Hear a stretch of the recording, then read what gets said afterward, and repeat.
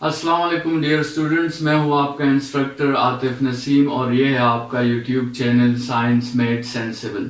आज के लेक्चर में हम ग्राफिकल रिप्रेजेंटेशंस पढ़ेंगे वेव्स की, जिनको आप वेवफॉर्म्स भी कह सकते हैं। ये वेवफॉर्म्स जो हैं ये वो मॉलिक्यूलर इमेजेस नहीं हैं जो हमने ट्रांसवर्स और लॉन्गिट्यूडनल में जो डिफरेंसेस करते हुए हमने मॉलिक्यूलर इमेज की बात की थी।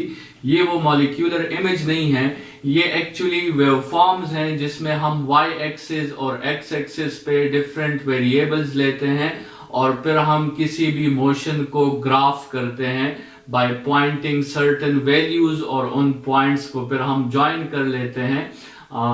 तो उससे हमारे साथ एक ग्राफ बन जाता है और इस केस में इस ग्राफ को हम वेवफॉर्म्स के नाम से जानते हैं। ठीक है, तो आप y एक्सिस और x एक्सिस पे डिफरेंट वेरिएबल्स ले सकते हैं। जनरली वेव्स के लिए जो पहला वेवफॉर्म क्रिएट किया जाता है that is called displacement time graph. ठीक है, y एक्सिस पे आपके साथ डिस्प्लेसमेंट होता है और x एक्सिस पे आपके साथ टाइम होता है। और ये वेवफॉर्म्स जो हमने कंसिडर किए हुए हैं, इसमें जो वाइब्रेटिंग बॉडी है वो अपनी वाइब्रेशंस जो है वो मीन से स्टार्ट लेगी।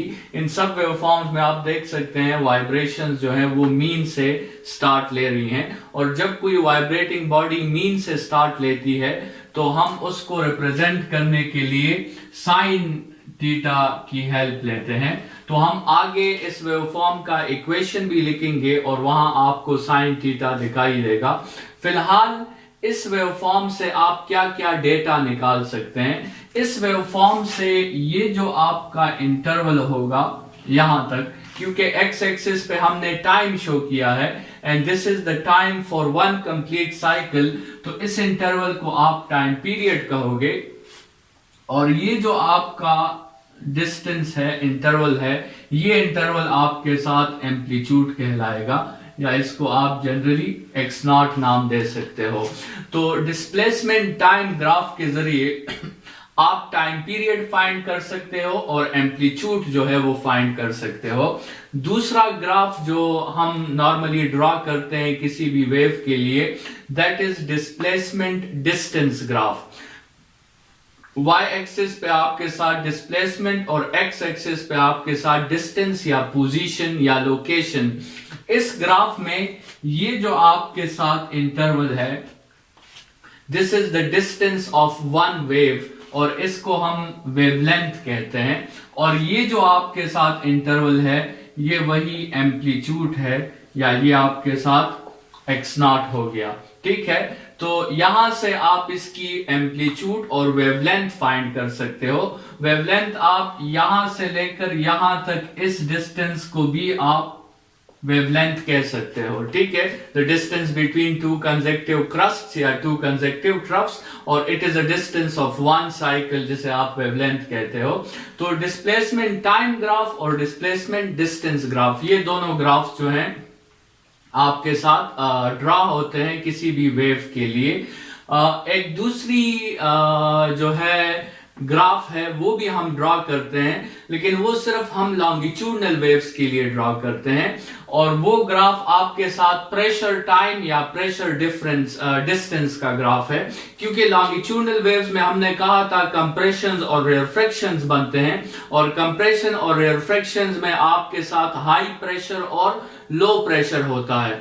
तो लॉन्गिट्यूडनल वेव्स की जो प्रोपिगेशन होती है उसमें प्रेशर के डिफरेंसेस और प्रेशर के चेंजेस इन्वॉल्व होते हैं या उसमें डेंसिटी के चेंजेस इन्वॉल्व होते हैं। तो आप उसके ग्राफ भी बना सकते हैं, प्रेशर टाइम ग्राफ या प्रेशर डिस्टेंस ग्राफ, और उससे आपको डिफरेंट टाइम और डिफरेंट डिस्टेंसेस पर हाई प्रेशर और लो प्रेशर का पता चलेगा या आपको कंप्रेशन और एक्सपेंशन रेयरफ्रैक्शन का पता चलेगा। जैसे हमें पता है कि हाई प्रेशर जो बिल्कुल इसका पीक है ये यहां पर किसको शो कर रहा है, यहां पर शो कर रहा है कंप्रेशन को। ठीक है, क्योंकि कंप्रेशन पे हमारे साथ हाई प्रेशर होता है।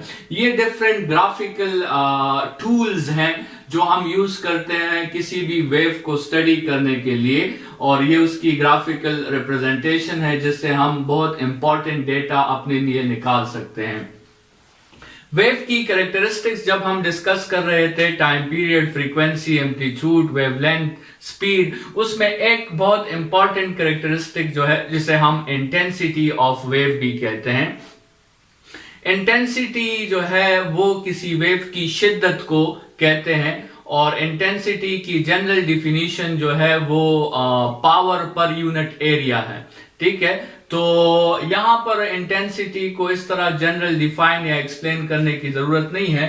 आप सिर्फ ये याद रखें कि वेव्स की कुछ प्रॉपर्टीज हैं जिसको हम इंटेंसिटी, लाउडनेस और एम्पलीट्यूड कहते हैं। ये आपस में डायरेक्टली रिलेटेड है ये सारी प्रॉपर्टीज। इंटेंसिटी के बढ़ने से लाउडनेस और एम्पलीट्यूड जो है ये बढ़ जाता है और जनरली इंटेंसिटी का जो एम्पलीट्यूड के साथ ताल्लुक है, that relation is called this relation, और इसको आप इस तरह स्टेट कर सकते हैं कि intensity is directly proportional to the square of the amplitude. ठीक है, मतलब ये एक इंटेंस रिलेशन है। अगर एम्पलीट्यूड 2 टाइम्स बढ़ेगा तो उसकी इंटेंसिटी 4 टाइम्स बढ़ जाएगी। अगर एक एम्पलीट्यूड 3 टाइम्स बढ़ेगा तो उसकी इंटेंसिटी 9 टाइम्स बढ़ जाएगी। एक और डिफरेंस हमने वेव्स में स्टडी करना है। ऑलरेडी हमने वेव्स की बहुत सी डिफरेंसेस स्टडी कर ली है। हमने मैकेनिकल और इलेक्ट्रोमैग्नेटिक वेव्स की डिफरेंस स्टडी की, हमने ट्रांसवर्स और लॉन्गिट्यूडनल वेव्स की डिफरेंस स्टडी की। अभी एक तीसरी कैटेगरी है जिसे हम कहते हैं प्रोग्रेसिव वेव्स और स्टैंडिंग वेव्स।